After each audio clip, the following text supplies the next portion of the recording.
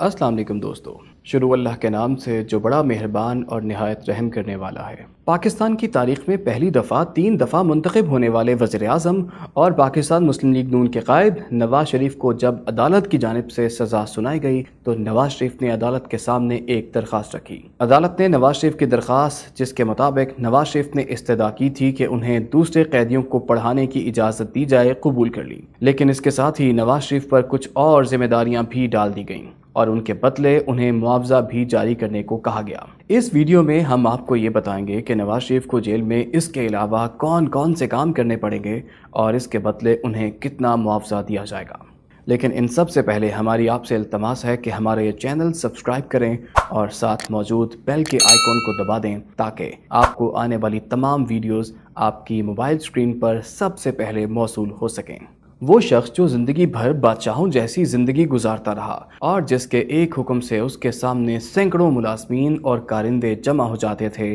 अब जेल में ऐसा काम करने पर मजबूर है जो शायद नवाज शरीफ ने अपनी पूरी ज़िंदगी में कभी सोचा भी नहीं होगा। जैसे कि आपको मालूम है कि अप्रैल 2016 में पनामा पेपर्स जारी किए गए, जिसमें मुख्तलिफ ममालिक के करप्ट लोगों की कारिस्तानियों को सामने लाया गया। इन्हीं पेपर्स में पाकिस्तान के ताकतवर तरीन शख्स और उस वक्त के वज़ीर आज़म नवाज शरीफ का नाम भी सामने आ गया। नवाज शरीफ खानदान ने शायद सोचा भी ना था कि ये पेपर्स उनके खानदान को ऐसी मुश्किल में धकेल देंगे जिससे निकलना उनके लिए नामुमकिन हो जाएगा। साल 2017 में नवाज शरीफ के खिलाफ एक फैसला सुना दिया गया, जिसमें 2 जजेस ने नवाज शरीफ को सादिक और अमीन कहा, जबकि बाकी के 3 जजेस ने नवाज शरीफ को मुजरिम करार दे दिया। इसके बाद तो उनकी नाकामियों और मुश्किलों का ऐसा सिलसिला जारी हुआ जो शायद उनके वहमो गुमान में भी नहीं था। आज इस वीडियो में हम आपको मुकम्मल तफसील से आगाह करेंगे कि नवाज शरीफ के जेल जाने के पीछे क्या पसे मंज़र है और नवाज शरीफ को इस वक्त किस जेल में रखा गया है और बैरक का नंबर क्या है,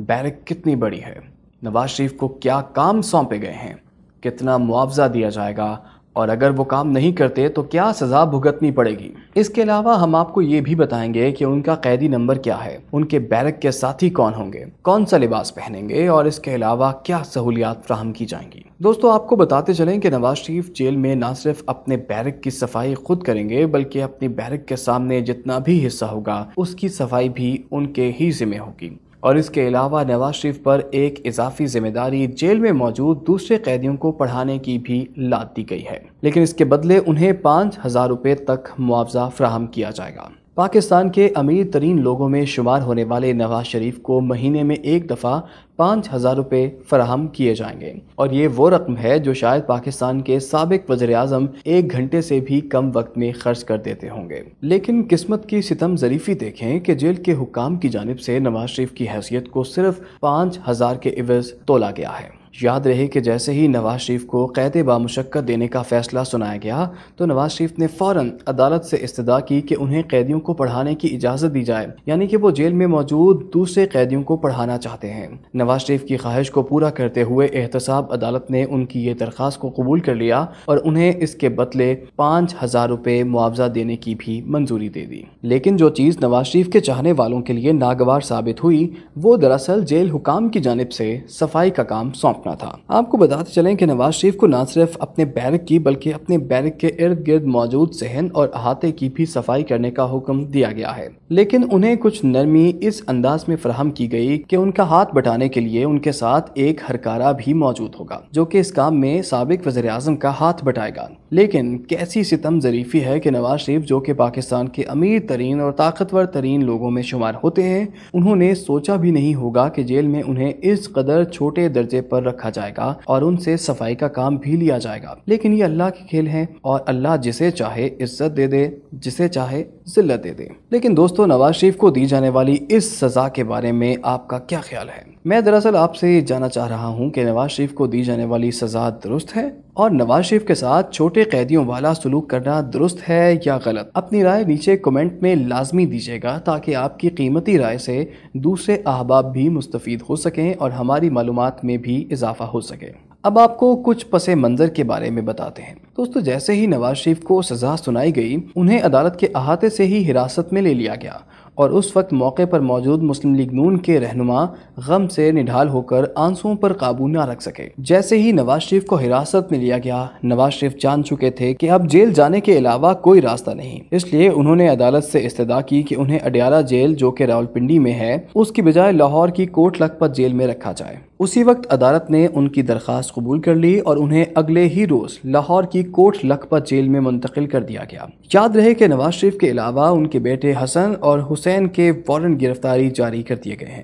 نواز شریف کو لاہور کی کوٹ لکھپت جیل میں جہاں پر رکھا گیا وہ بیرک دراصل ان کے بھائی شہباز شریف کی بیرک کے بالکل پیچھے واقع ہے اور دوسرے درجے کی بیرک ہے۔ محکمہ داخلہ نے انہیں بہتر درجے کی بیرک میں منتقل کرنے کی درخواست بھی کی، لیکن عدالت نے اسے مسترد کر دیا۔ یاد رہے کہ جیل میں لائے جانے والے تمام قیدیوں کو درجہ بندی کی جاتی ہے، ان کے جرائم کی نوعیت کو دیکھتے ہوئے ان کی درجہ بندی کی جاتی ہے، تو اس حوالے سے نواز شریف کو بہتر کلاس فراہم کی گئی تھی۔ اس کے علاوہ نواز شریف کو جیل میں لانے سے پہلے باقی تمام مجرموں کی طرح ان کی تصاویر بھی اتاری گئیں اور حاضری رجسٹر پر نواز شریف کے دستخط کروائے گئے اور پھر میڈیکل کروایا گیا جس میں انہیں صحت مند قرار دیا گیا تھا۔ دوستو، یہ جیل انتظامیہ کا ایک اصول ہے جس کے مطابق سب سے پہلے قیدی جو جیل میں لائے جاتے ہیں ان کا میڈیکل چیک اپ ہوتا ہے۔ اگر خدا نخواستہ کسی قیدی کو ایسی بیماری لاحق ہو جو کہ موذی امراض میں شمار ہوتی ہے اور اس سے دوسرے قیدیوں کو خطرہ ہو تو ایسے قیدی کو پہلے اسپتال منتقل کیا جاتا ہے، جہاں اس کا علاج معالجے کے بعد میڈیکل رپورٹ فائنل آنے کے بعد کہ مریض مکمل ٹھیک ہے تو اس کو اس کی پوزیشن کے حوالے سے کسی بیرک میں ڈالا جاتا ہے۔ دوستو، نواز شریف کو جیل میں جو بیرک میں رکھا گیا ہے اس کا سائز 20x22 ہے، جبکہ انہیں بیرک میں گھر کے برتن استعمال کرنے کی بھی اجازت دی گئی ہے۔ اس کے علاوہ انہیں سونے کے لیے بستر بھی اچھا فراہم کیا گیا ہے۔ لیکن نواز شریف کا جس وقت جیل کے رجسٹر میں اندراج کیا جا رہا تھا تو لکھا گیا کہ نواز شریف قید بامشقت نہیں، وہ علم حاصل کریں گے یا پڑھائیں گے۔ دوستو، نواز شریف کے کمرے سے منسلک ایک باغیچہ بھی ہے جہاں نواز شریف کو مخصوص اوقات میں چہل قدمی کی بھی اجازت ہوگی۔ یاد رہے کہ پاکستان کے سابق صدر آصف علی زرداری بھی کوٹ لکھپت میں سزا کاٹ چکے ہیں۔ اس کے علاوہ پیپلز پارٹی کے سابق سربراہ ذوالفقار علی بھٹو کو بھی سزا سے پہلے کوٹ لکھپت میں ہی رکھا گیا تھا۔ اب ہم آپ کو میاں نواز شریف کی سزا کا پس منظر بتاتے ہیں کہ وہ اس حالت تک کیسے پہنچے۔ یہ کہانی دراصل 2016 میں جاری کی جانے والی پاناما دستاویز سے شروع ہوئی، جس کے نتیجے میں نواز شریف کو جولائی 2017 میں سپریم کورٹ کے 5 رکنی بینچ نے متفقہ طور پر مجرم قرار دے دیا۔ اس کے ساتھ ہی نہ صرف نواز شریف کو وزارت عظمیٰ سے ہاتھ دھونا پڑا بلکہ انہیں اسمبلی سے بھی نااہل قرار دیا گیا۔ ستمبر 2017 میں قومی احتساب بیورو کی جانب سے دائر کیے گئے 3 ریفرنسز کی سماعت کا سلسلہ شروع ہوا تو 107 سماعتوں کے بعد اس سال جولائی میں نتیجہ ایک بار پھر ان کے خلاف آیا۔ ایون فیلڈ اپارٹمنٹ کے ریفرنس میں انہیں اپنی بیٹی اور داماد کے ہمراہ سزا ہوئی اور وہ اڈیالہ جیل کی سلاخوں کے پیچھے چلے گئے تھے۔ اسلام آباد ہائی کورٹ سے ریلیف ملنے کے باوجود ان کے سر پر العزیزیہ ریفرنس اور فلیگ شپ انویسٹمنٹ ریفرنس کی تلوار لٹکتی رہی تھی اور ان کی سالگرہ سے ایک روز قبل 24 دسمبر کو انہیں ایک مرتبہ پھر عدالت سے مایوسی ملی جب فلیگ شپ انویسٹمنٹ ریفرنس میں بری ہونے کے باوجود العزیزیہ ریفرنس ان کو ایک بار پھر جیل لے گیا۔ نواز شریف کا کہنا تھا کہ ستمبر 2017 سے لے کر اب تک تقریباً 165 مرتبہ عدالتوں کا چکر لگا چکے تھے۔ اسی اثنا میں انہیں جیل میں رہتے ہوئے اپنی اہلیہ کی وفات کے غم سے بھی گزرنا پڑا اور عام انتخابات میں اپنی جماعت کی شکست کا بھی سامنا کرنا پڑا۔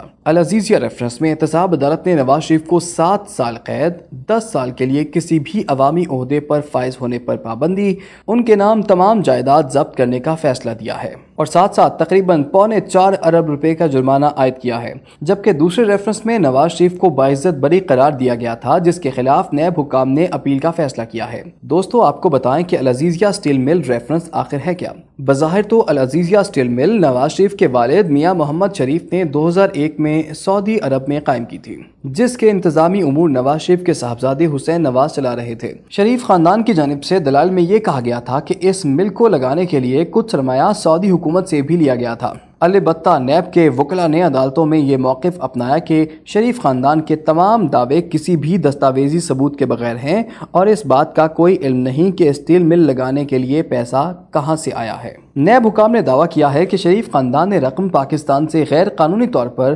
سعودی عرب منتقل کر کے اسٹیل مل لگائی تھی، جبکہ نواز شریف کے بیٹے حسین نواز کا کہنا ہے کہ انہیں اپنے دادا سے $50 لاکھ سے اوپر رقم دی گئی تھی، جس کی مدد سے انہوں نے العزیزیہ اسٹیل ملز قائم کی، جبکہ ایک طرف موقف اپنایا گیا کہ اسٹیل مل کے لیے زیادہ تر سرمایہ قطر کے شاہی خاندان کی جانب سے محمد نواز شریف کی درخواست پر دیا گیا تھا، جس کے مطابق نواز شریف خود اسٹیل مل کے مالک ہیں۔ نواز شریف کے خلاف دعویٰ ہے کہ انہوں نے حسین نواز کی کمپنی سے بڑا منافع حاصل کیا ہے، جس سے یہ ظاہر ہوتا ہے کہ اصل مالک وہ خود ہیں، نہ کہ ان کے بیٹے۔ واضح ہے کہ شریف فیملی ریفرنسز کی سماعتوں کے دوران اس الزام کو ثابت کرنے کے لیے کوئی دستاویزی ثبوت فراہم کرنے سے بھی قاصر رہی تھی۔ تو دوستو، آج ہم نے آپ کو بتایا کہ نواز شریف کو جیل کس بنیاد پر بھیجا گیا ہے اور جیل میں وہ کیسے رہیں گے، ان کی بیرک کیسی ہے، ان کے ساتھی کون ہوں گے، انہیں جیل میں کیا ذمہ داری سونپی گئی ہے اور اس کے بدلے میں انہیں کیا معاوضہ دیا جائے گا۔ اللہ پاک کی کیسی قدرت ہے کہ کل کے حکمران آج جیل میں ہیں،